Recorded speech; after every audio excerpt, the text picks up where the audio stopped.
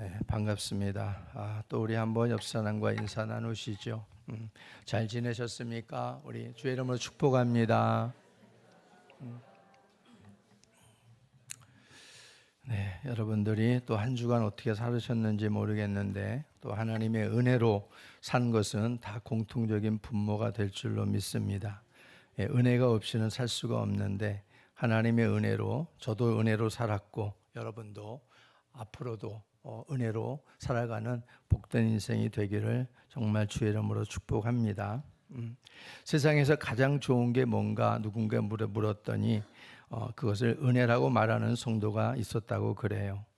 은혜라는 것은 어떻게 보면 추상적인 개념이기도 하지만 또 어떻게 보면 아주 구체적으로 내가 주님을 우리가 경험하는 통로가 될 수 있죠.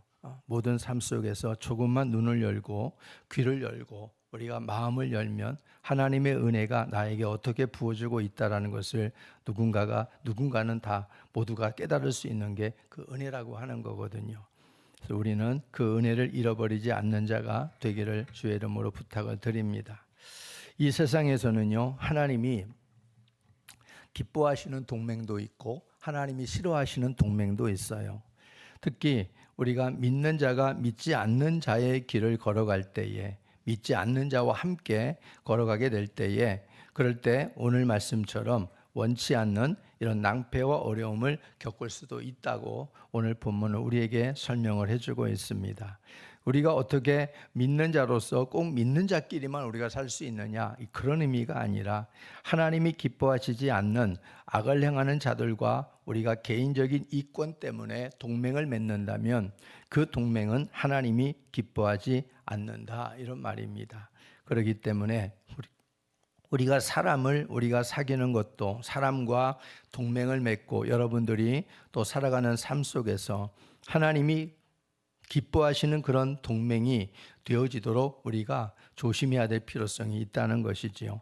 오늘 말씀은 바로 그러한 얘기들을 말씀해 주고 있는데요. 오늘은 남과 북이 분열 왕국을 이루고 있을 때에 오늘 본문 말씀의 배경이 되고 있습니다. 여러분이 아는 것처럼 북쪽은 이스라엘, 남쪽은 유다, 이렇게 갈라졌습니다. 그런 가운데에 북쪽은 19명의 왕들이 거쳐갔고 남쪽의 왕들은 20명의 왕들이 거쳐갔습니다. 그런 왕들 가운데에 오늘 북쪽의 이스라엘에 여호람이라고 하는 왕이 통치하고 있고요, 남쪽 유다에는 여호사밧이라고 하는 왕이 통치하고 있을 때입니다.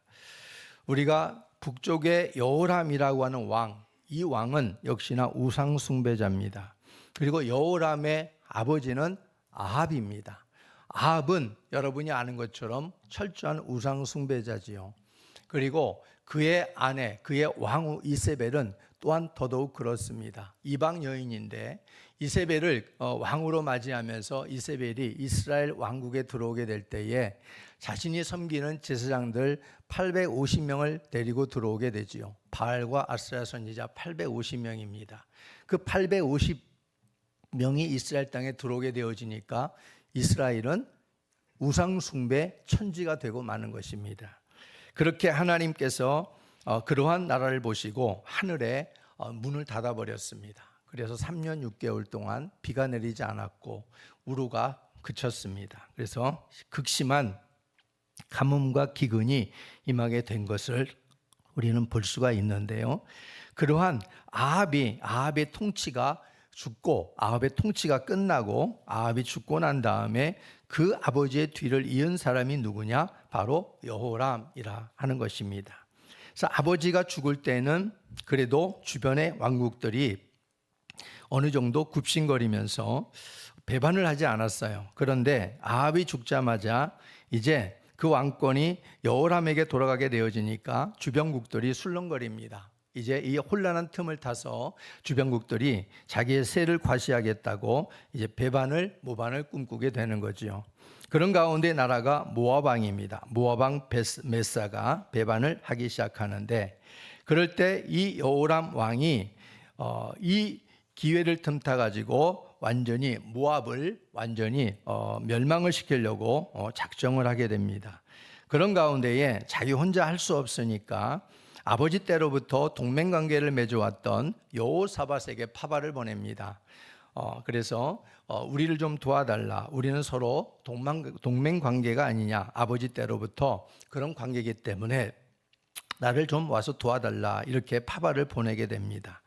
그래서 모압을 친다는 이유로 북쪽 여호람, 그리고 남쪽 여호사밧, 그리고 또 여기다가 덤으로 에돔 왕까지 이렇게 불러 모아가지고 이 3개 나라가 연합전선을 이루어서 모압이라고 하는 나라를 멸망을 시키려고 전쟁을 벌이게 되는 거지요.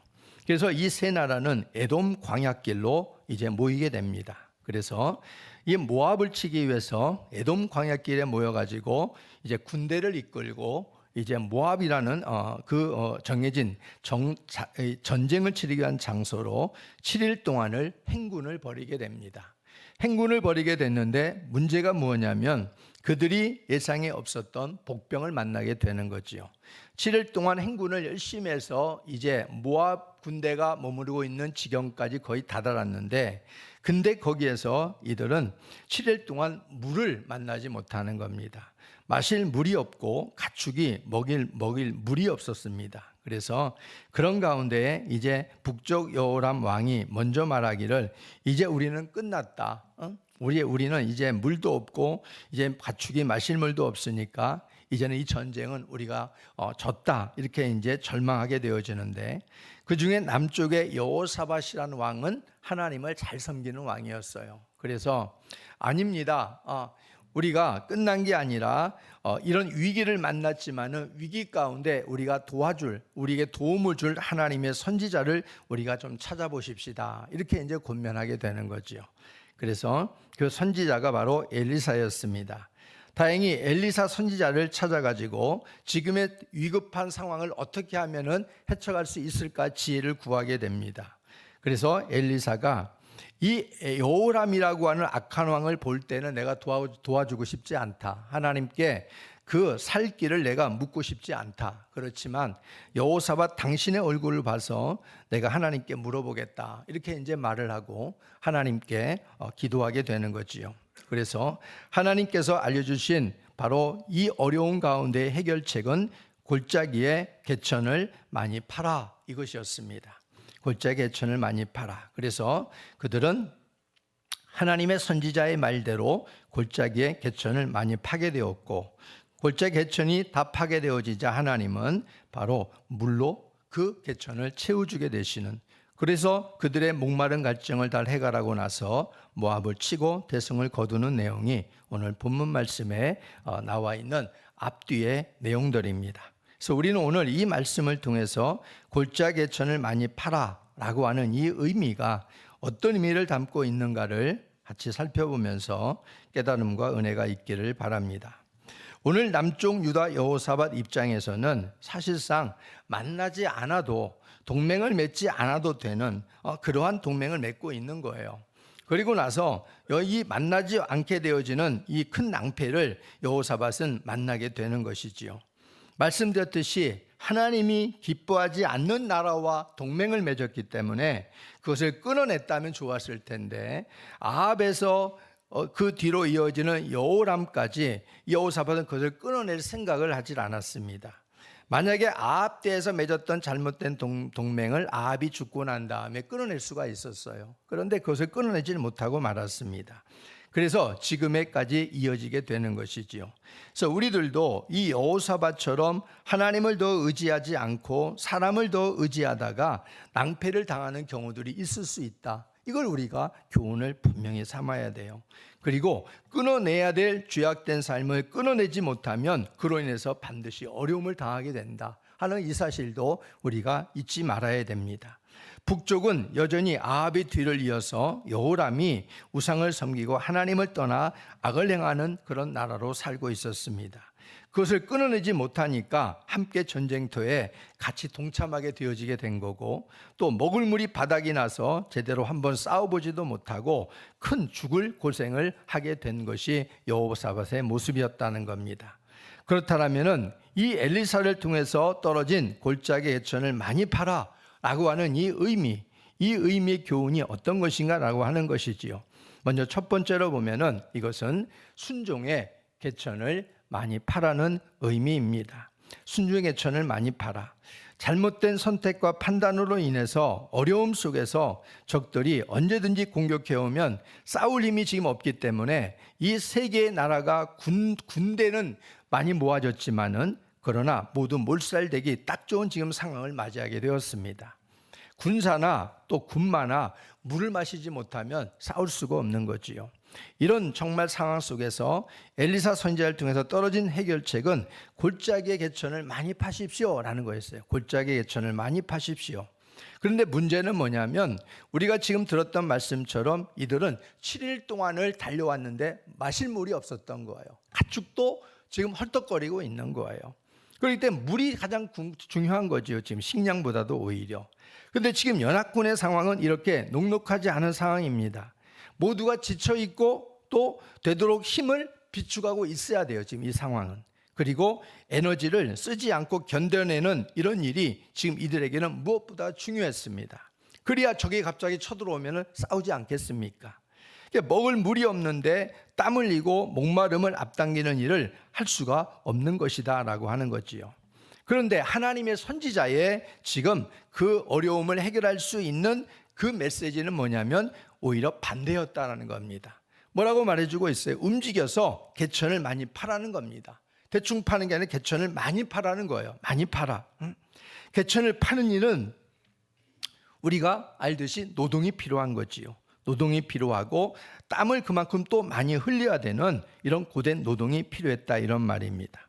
그러니까 지금 목말라 죽을 판인데 땅을 파서 개천을 만들려고 하니까 이것은 상황에 도무지 맞지 않는 답을 지금 하나님이 주시고 있는 겁니다. 우리들이라면 이럴 때에 어떤 응답을 하겠습니까? 어떤 반응을 보이겠어요? 쓸데없는 짓이다. 바보 같은 짓이다. 왜 가만히 내버려 두지? 왜 우리를 고생을 시켜가지고 더 땀 흘리게 하고 에너지를 더 쏟게 만드냐? 분명히 우리들 같으면은 아마 이런 불평, 불만들이 쏟아져 나올지도 모르겠지요. 쓸데없는 일을 왜 시키냐? 누가 봐도 그것은 바보 같은 짓이다. 그런데 하나님의 선지자의 말씀이 떨어졌으니 이들은 바로 그대로 했다는 겁니다. 이게 바로 뭐냐면 순종이라고 하는 거지요. 이게 바로 순종의 개천을 판 겁니다. 순종함으로 개천을 팠다 이런 말이에요. 사무엘상 15장 22절 말씀을 한번 보겠습니다. 시작. 사무엘이 이르되 여호와께서 번제와 다른 제사를 그의 목소리를 청종하는 것을 좋아하심같이 좋아하시겠. 순종이 제사보다 낫고 듣는 것이 수양의 기름보다 낫다. 누구에게 하는 겁니까? 바로 사울에 관한 얘기를 하고 있는 거 아니겠습니까? 초대왕 사울이 하나님의 말씀을 어기게 되어지니까 바로 사무엘이 책망을 주고 있는 말씀입니다. 여기서도 무엇을 말해주고 있어요? 하나님은 제사를 너무 좋아하세요. 제사를 너무나 좋아해요. 오죽 제사를 좋아하시면 하나님이 우리에게 뭐라고 말씀하시냐면요, 시편 50편 15절에는 성도들을 내 앞에 불러 모으라 그래요. 내 앞에 불러 모으라. 그들은 제사로 나와 언약을 맺은 자니라 이렇게 말씀해요. 이럴 정도로 우리 성도들은 하나님과의 제사로 언약을 맺은 관계입니다. 제사를 너무너무 중요시하시는 분이에요. 그런데 오늘 뭐라고 말씀해 주고 있어요? 그 제사보다도 더 하나님께서 소중히 여기시는 게 뭐다? 순종이다. 이렇게 말씀해 주고 있는 거예요.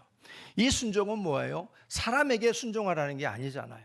사람에게 순종하라는 게 아니에요. 사람에게 잘 보이게 해서 순종하는 건 그것은 정말 아무런 쓰잘데기 없는 겁니다. 순종은 하나님의 말씀이 이렇게 나에게 떨어졌으니 그 말씀 앞에 우리가 순종하라는 그런 얘기가 되겠죠. 그러니까 우리는 교회 공동체 안에서도 마찬가지예요. 사람에게 순종하려고 하지 말고 하나님의 말씀에, 하나님의 뜻에 부합되면 순종하라 이런 말이에요. 그럴 때 하나님께서 그 부분을 하나님께서 높이 하나님 귀하게 보신다는 것을 잊지 마시기를 바랍니다. 사람에게 순종하려고 하면 이것은 뭐냐면은 하나님이 기뻐하지 않아요. 사람에게 순종하지 하려고 하지 말고 하나님의 뜻에, 하나님이 기뻐하시는 일에 순종하라 이런 말입니다. 그래서 오늘 이 하나님께서는 제사보다 순종을 더 좋아하신다, 이렇게 말씀해 주고 있고, 신명기 1장 36절 말씀에도 한번 보겠습니다. 시작. 오직 여분네 아들 갈렙은 온전히 여호와께 순종하였은즉 그는 그것을 볼 것이요 그가 밟은 땅을 내가 그와 그의 자손에게 주리라 하시고. 여러분이 잘 아는 광야의 2인자, 그게 누구예요? 갈렙입니다. 광야에 모세로부터 바톤을 받은 여호수아가 1인자라고 하면 갈렙은 2인자입니다. 그런데 이 갈렙은 하나님 앞에 온전히 순종해서 결국에는 광야 40년을 이겨내고 가나안 땅에 들어간 줄로 믿습니다. 헤브론 땅을 하나님 약속의 땅으로 받아 누린 사람이 바로 갈렙이다, 성경은 말씀해 주고 있습니다. 이렇게 성경에서도 갈렙을 이렇게 높이 평가하는 이유는 뭐예요? 온전히 여호와께 순종했다, 이렇게 말씀해 주고 있어요. 순종의 대상이 누구예요? 하나님이란 말이에요. 오히려 보면은 온전히 여호수아에게 순종했다, 이렇게 말하지 않잖아요. 온전히 누구에게? 여호와께 순종했다, 이런 말이에요. 여러분들의 삶이 순종하고 불순종하는 것이, 이것이 하나님이 기뻐하시는 것인가, 이건 하나님이 싫어하시겠다, 이게 구분이 돼야 된다, 이런 말이에요. 하나님이 싫어하는 일에 여러분들이 순종하면 안 되고, 하나님이 좋아하는 일에 순종하는 게 하나님께 순종하는 것인 줄로 믿습니다. 그것을 이 갈렙은 잘한 거예요. 갈렙은 광야 40년 동안 온전히 순종해서 1세대가 모두 죽지만은 그는 2세대와 더불어서 여호수아 가나안 땅을 밟는 영광스러운 생존자가 되지요. 우리 주님은 우리에게 무엇보다도 순종의 모범을 보여주신 분입니다. 십자가 고난을 통해서 주님이 먼저 순종함으로 하나님의 뜻을 이루신 분이 바로 주님이시다, 성경은 말하고 있어요. 하나님의 아들 되신 예수님도 고난을 통해서, 십자가의 고난을 통해서 순종함을 배웠다, 이렇게 말씀해 줘요. 이게 놀라운 것입니다. 히브리서 5장 8절 9절 말씀을 볼까요? 시작. 그가 아들이시면서도 받으신 고난으로 순종함을 배워서 온전하게 되셨은즉 자기에게 순종하는 모든 자에게 영원한 구원의 근원이 되시고. 아들 되신 예수님도 도대체 배우실 것이 뭐가 있어요? 아들 되신 예수님께서 완벽하신 그 신성을 가지신 예수님이 도대체 뭘 배울 게 있냐, 이런 말이죠. 근데 예수님조차도 고난을 통해서 순종함을 배우셨다, 이렇게 말씀해 주고 있어요. 그러니 우리들은 더 말할 나위 없지 않겠습니까? 우리도 순종을 배워야 되는 거예요. 순종을 안 배우면은 당나귀가 돼버려요. 들나귀가 돼버려 버립니다. 여러분, 개도 집에서 여러분들이 반려견으로 여러분들이 잘 이렇게 먹이를 주고 훈련시키고 사랑을 베풀어 주고 하면은 반려견이 되는 거예요. 근데 여러분들이 사랑을 떠나보내버리면 결국에는 그 개는 뭐가 되는 거예요? 들개가 되는 거예요. 들개가. 어느 지방에 보니까 들개가 막 그렇게 난무하는 걸 방송으로 본 적이 있습니다만은, 사람이 사랑을 저버린 거예요. 그렇게 완전히 그렇게 할 거라면 키우지 말았어야 되겠죠. 그렇게 되니까 결국에는 아주 험악한 들개로 변신해 버리는 거예요. 사람도 마찬가지예요. 본성이라는 게 있기 때문에 하나님 앞에 말씀으로 훈련되어지고 단련되어지지 않으면 들나귀가 돼 버려요. 들나귀. 예수님은 나중에 천국에서 이렇게 가를 때 그러잖아요. 하나는, 한편은 염소, 한편은 양, 이렇게 구분하잖아요. 그러니까 하나님이 우리를 보시기에 예수님도 이렇게 순종함을 배웠다, 고난 통해서. 그러니까 우리도 하나님께서, 주님이 그랬으니까 우리도, 주님이 우리의 롤모델이라면은 우리가 주님을 통해서 우리도 또한 순종하는 모습을 배워야 되는 거예요.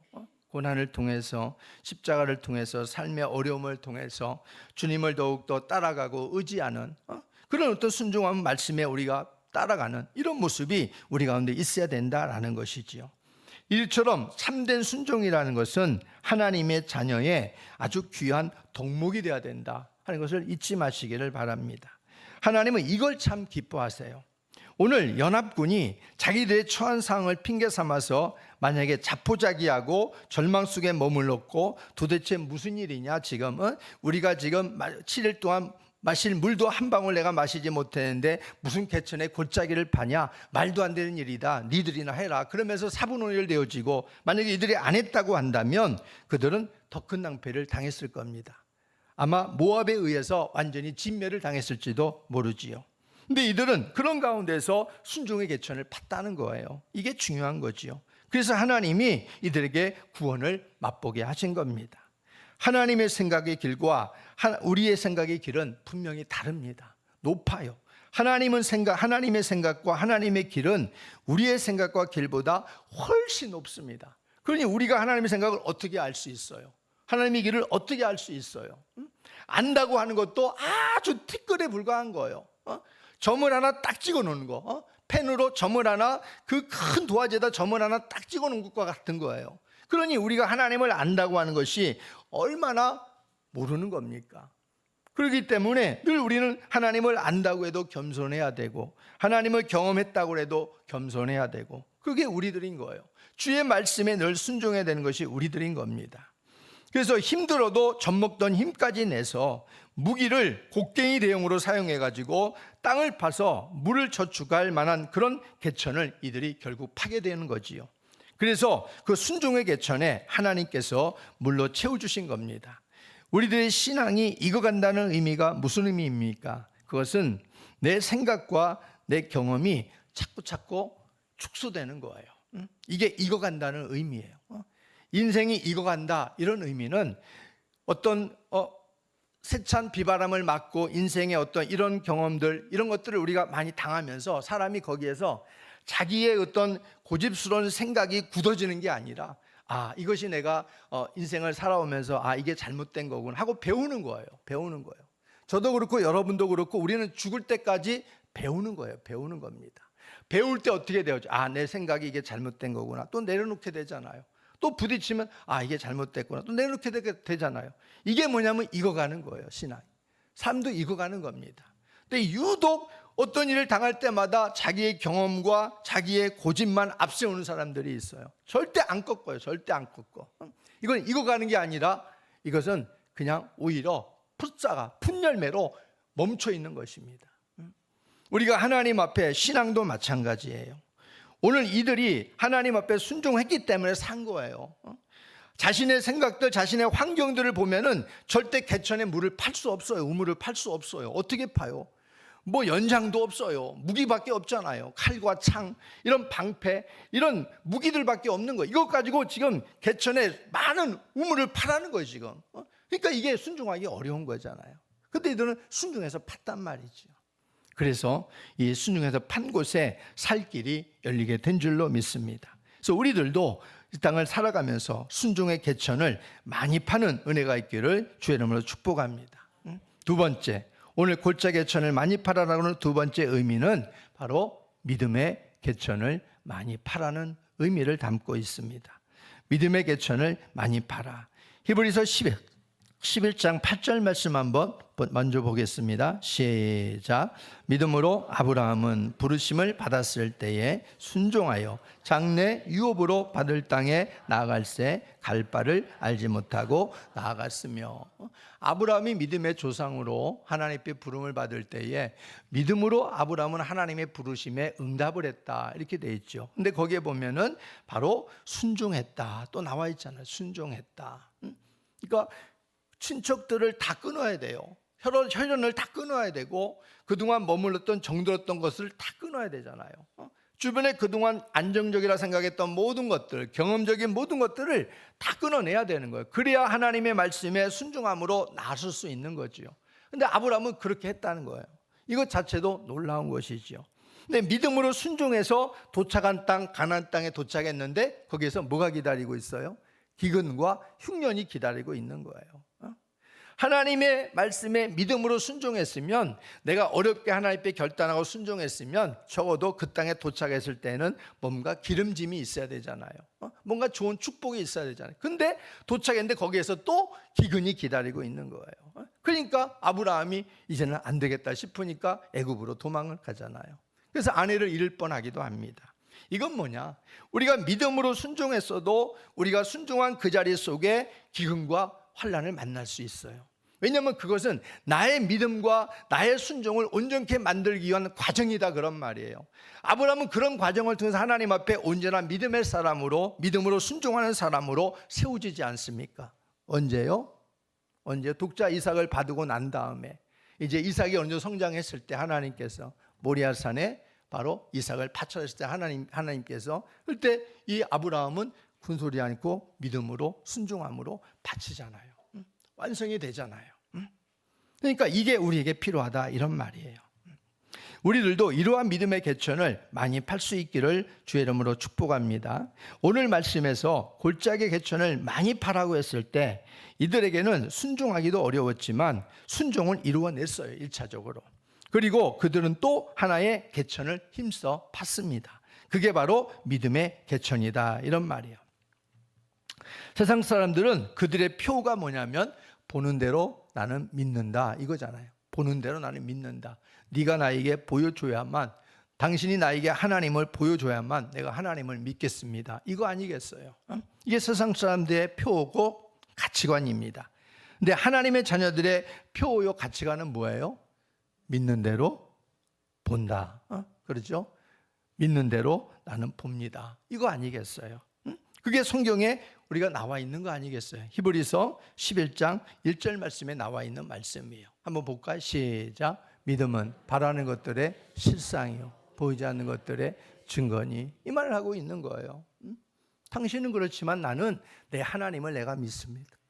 하나님이 말씀하신 대로 그대로 되리라고 나는 믿습니다. 그리고 우리는 그 믿음으로 살아가다가 그 실상을 보는 것이지요. 이 믿음 우리가 가지고 있어야 됩니다. 근데 우리는 이 세상에 보는 대로 믿는다 쪽에 우리가 더 기울 때가 많아요. 우리가 개천이라고 하는 의미는요, 물을 채울 수 있는 웅덩이를 말해요. 웅덩이. 작은 웅덩이 아니라 큰 웅덩이를 말하고 있는 거예요. 근데 지금 상황을 보면 여러분들 17절 말씀을 한번 눈여겨서 읽어보시기 바랍니다. 17절 시작.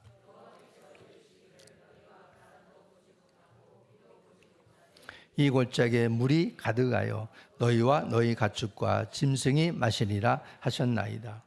분명히 말하기를 뭐라고 그랬어요? 바로 바람도 보지 못한다, 비도 보지 못한다 이렇게 말씀해 주고 있어요. 그런데 비도 보지 못하고 구름을 몰고 올 바람도 보지 못하는데 골짜기에 물이 가득하게 될 것이다. 하나님이 그렇게 말씀해 주고 있잖아요. 그러니까 이 말씀인즉 무슨 말이겠어요? 이 골짜기에 너희가 믿음을 가지고 하나님 말씀의 선지자의 이 말씀을 너희가 붙들고 믿음을 가지고 골짜기의 개천을 파라 이런 말이에요. 그런 말씀대로 될 것이다. 보게 될 것이다. 이렇게 지금 말씀해 주고 있다. 이런 말입니다. 하늘의 먹구름을 보고 파는 것이 아니고 빗방울이 떨어지는 것을 보고 파는 것이 아니라 전혀 그런 기미가 보이지 않아도 하나님의 약속의 말씀을 믿고 파라 이런 말이에요. 그래서 그들은 그렇게 판 것입니다. 그게 바로 믿음의 개천입니다. 이런 믿음을 우리는 어디서 얻을 수 있을까요? 로마서 10장 17절 말씀입니다. 시작. 그러므로 믿음은 들음에서 나며 들음은 그리스도의 말씀으로 말미암았느니라. 선지자의 말씀이 들려질 때에 그 말씀을 믿음으로 받아들이는 사람이 있는 반면 그 말씀을 수장시켜버리는 사람도 있어요. 우리들은 그런 사람들이 되지 않기를 바랍니다. 하나님의 말씀을 이들처럼 어려운 난관에 봉착해서 어쩔 수 없이 따랐을지라도 하나님의 말씀이 들려지면 그 말씀을 믿음으로 받아들여서 그 믿음으로 행함으로 하나님 앞에 기적을 맛보는 우리의 삶의 현장이 되기를 주의 이름으로 축복합니다. 그 믿음의 개천이 우리 삶 가운데 많이 파 있어야 돼요. 믿음의 개천이 많이 파놓으면 그 다음에 일은 누가 해요? 내가 하는 게 아니잖아요. 하나님이 하시는 거예요. 순종의 개천을 안 파고 믿음의 개천을 안 파니까 문제인 거지, 하나님이 준비하고 있는 걸 가지고서 하나님께서 파라고 말씀하시는데 우리는 하나님이 준비한 것을 못 보기 때문에 못 파겠다는 거예요. 이게 뭐냐면 세상이 보는 가치관인 겁니다. 근데 믿음의 사람은 하나님이 가지고 계신 것을 본다는 거예요. 하나님이 그걸 갖고 계시기 때문에 나에게 파라고 하는구나, 파면 그걸 주시겠구나 하고서 파는 거예요. 그게 바로 믿음의 개천인 거고 순종의 개천인 것입니다. 하나님의 선지자의 말씀이 떨어지고 그 말씀을 잘 받아들여서 그대로 행할 때에 우리 하나님은 믿음의 개천에 기적의 은혜를 베풀어 주신 줄로 믿습니다. 여러분, 가족 초청장치를 이제 다음 주는 하게 됩니다. 여러분, 강 건너 불구경에서는 안 될 것이고 가족 구원을 위해서 여러분들이 정말 힘을 써야 됩니다. 그래서 부탁을 드리고 또 부탁을 드리는 겁니다. 저를 위해서가 아니잖아요. 하나님의 나라와 그 영혼 구원하기 위해서가 아니겠습니까? 내 가족이 온전히 주님 앞에 나온다? 그러면은 또 이웃을 돌아보면 되지 않겠습니까? 응? 가족 중에서도 이렇게도 안 되고 저렇게도 안 됐는데 이 인간은 이번에도 어려울 거야. 이 인간은 이번에도 안 될 거야. 낙심하고 포기하지 말고 믿음의 개천을 파는 수고가 있기를 주의 이름으로 부탁을 드립니다. 그러면 하나님이 여러분이 개천을 파면 그 개천에 하나님이 집어넣어 주실 거라 이런 말이죠. 그리고 뿐만 아니라 어렵게 여러분들이 어떤 분들은 끄집어냈어. 하나님이 불러주셨어. 그러면 그렇게 잘 섬기고 더 잘 섬기셔야 돼요. 교회만 나오면 이젠 됐다 그러면서 여러분들이 막 그냥 예전에 나오기 전에 섬김과 나오기 후에 섬김이 다르면 돼요, 안 돼요? 안 되잖아요. 나올 때는 막 음식에 반찬도 막 이상한 반찬 올라오고 막 잘해주더니 교회 딱 나오고 나니까 반찬이 벌써 똑같이 평상으로 돌아가 버려. 그럼 남편이 뭐라고 생각했어요? 이 인간이 나를 교회에 끌어내려고 지금 이렇게 했구나. 이렇게 생각할 거 아니겠어요? 그러니까 여러분들이 교회 나오면 더 잘해줘야 되지 않겠어요? 그죠?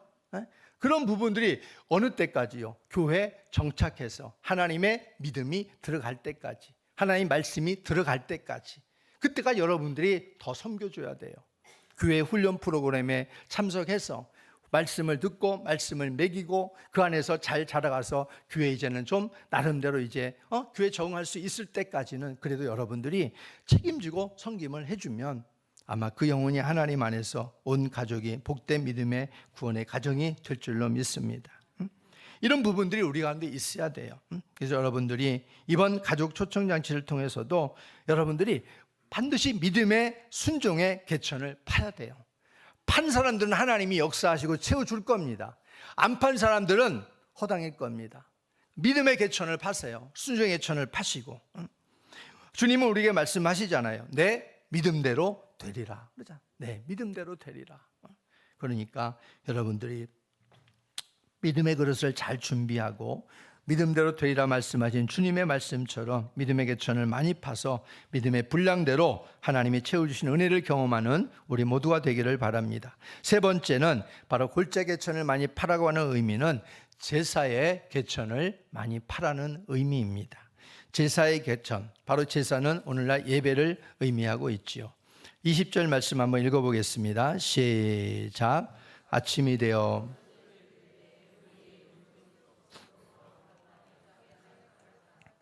이 소제라고 하는 민하라고 하는 이 말은 바로 오늘날 제사인데요. 오늘날 예배입니다. 제사 행위, 오늘날 예배 행위를 말하고 있는 겁니다.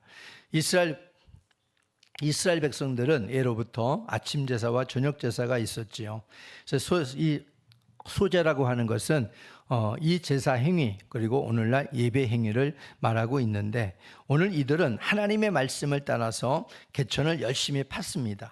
그리고 먹구름 한 점 없는데도 이들은 땀을 흘리면서 목마른 갈증을 견뎌내며 이 우물을 팠습니다. 그런데 이 웅덩이에는 도무지 물이 채워질 기미가 보이지 않는 거지요.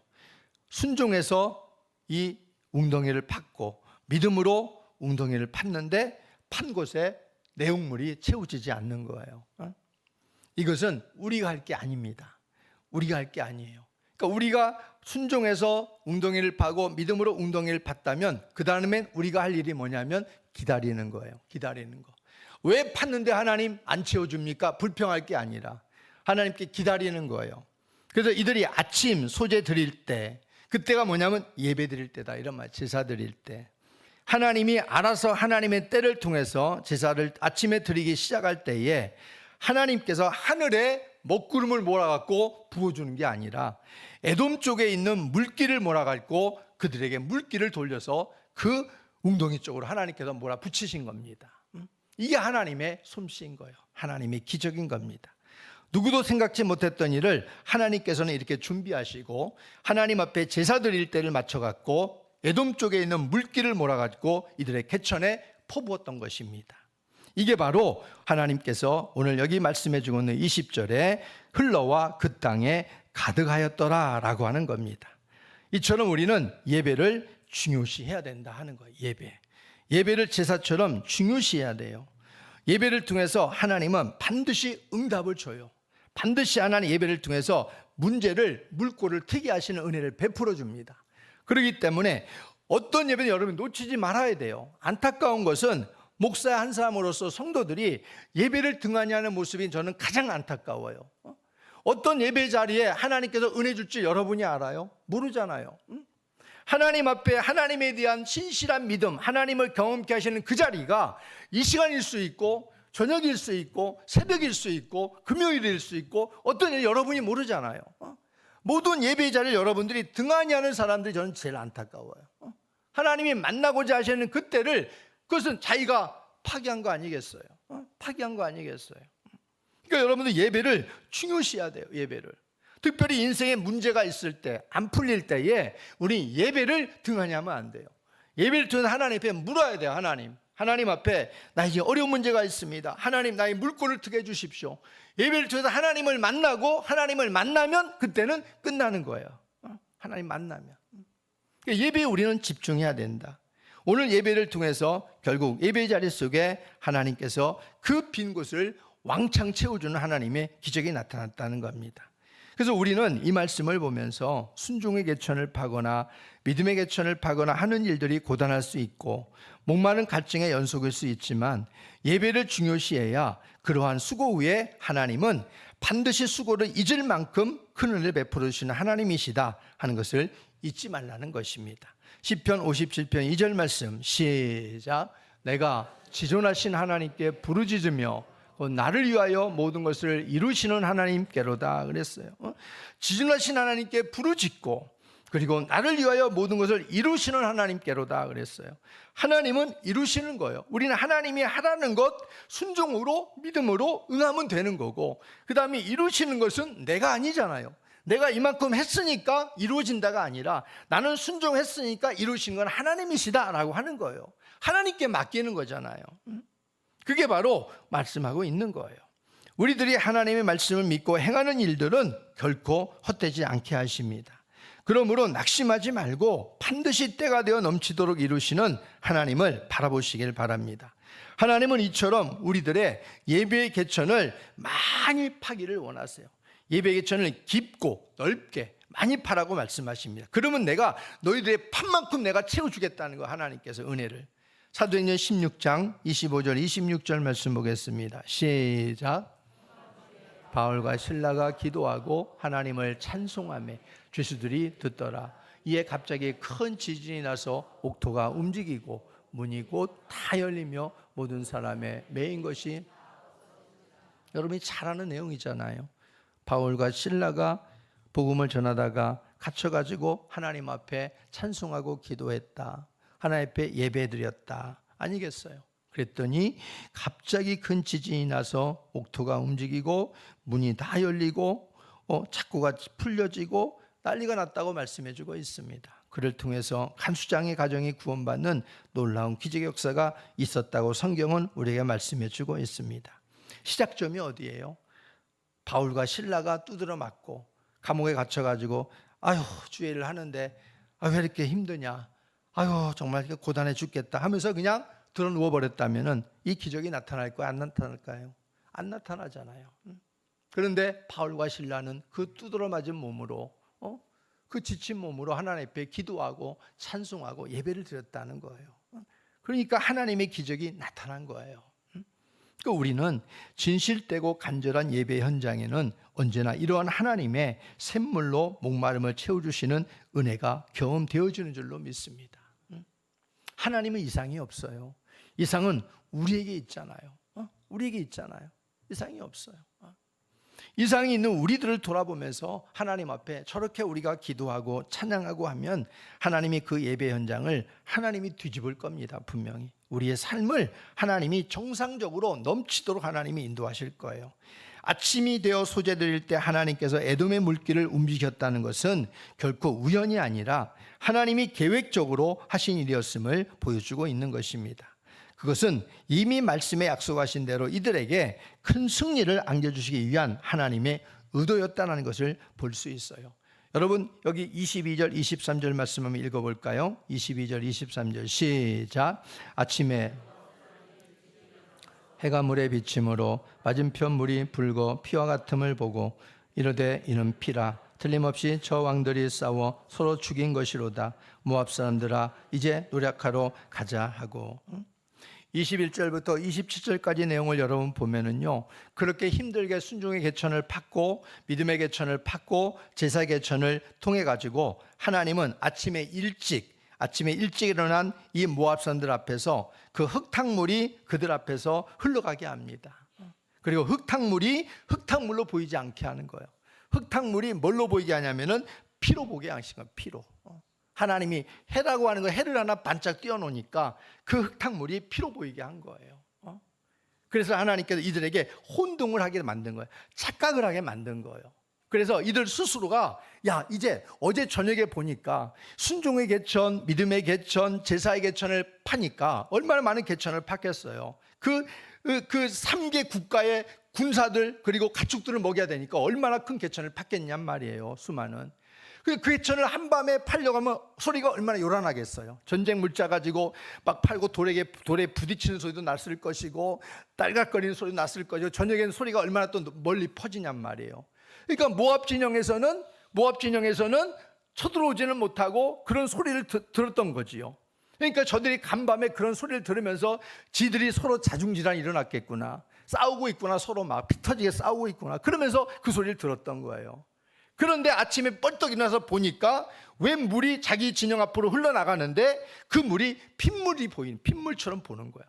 그러니까 생각을 하는 거예요. 아차, 그렇구나. 어제 저녁에 그렇게 요란스럽게 소리가 들리더니 그들이 서로 자기들끼리 죽이고 싸우고 그렇게 하더니 그 피가 이렇게 흘러가는구나. 그럼 우리가 가서 그냥 주워 먹을 수 있겠구나. 그래서 이들이 착각을 해가지고 이들 진영으로 들어가게 된 거예요, 다. 그런데 이들이 들어가서 보니까 이게 완전히 착각이었다, 이런 말이죠. 기다리고 있다가 이스라엘 백성들이 주워 먹은 거예요. 그들을 쳐서 부수고 그들을 다 돌이켜버린 것이죠. 하나님의 승리가 이렇게 이루어진 겁니다. 이들은 전혀 어떤 싸울 준비를 한다거나 전혀 그런 것이 없었어요. 근데 하나님께서 하라는 대로 그대로 했더니 결국 이들에게 하나님은 큰 승리를 안겨주신 하나님으로 오늘 기록하고 있습니다. 하나님의 말씀은 선지자를 통해서 들려주신 대로 그대로 다 이루어지게 하셨다, 이런 말이에요. 그래서 우리들의 삶 속에서도 이러한 하나님의 손길을 더 많이 경험하기 위해서 순종의 개천, 믿음의 개천, 예배의 개천을 많이 파는 은혜가 있기를 주의 이름으로 축복합니다.